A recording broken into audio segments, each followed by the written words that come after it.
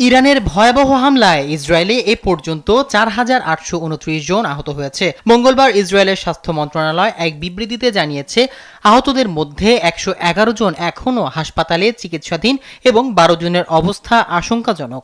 গেল ফেব্রুয়ারি মাসে ইরান ও যুক্তরাষ্ট্রের মধ্যে পরমাণু প্রকল্প নিয়ে সংলাপ অনুষ্ঠিত হয়। দীর্ঘ ২১ দিন ব্যাপী চলা সেই সংলাপ কোনো সমঝোতা ছাড়াই ২৭ ফেব্রুয়ারি শেষ হয়। এর ঠিক পরদিন অর্থাৎ ২৮ ফেব্রুয়ারি থেকে মার্কিন সামরিক বাহিনী ইরানে অপারেশন এপিক ফিউর শুরু করে।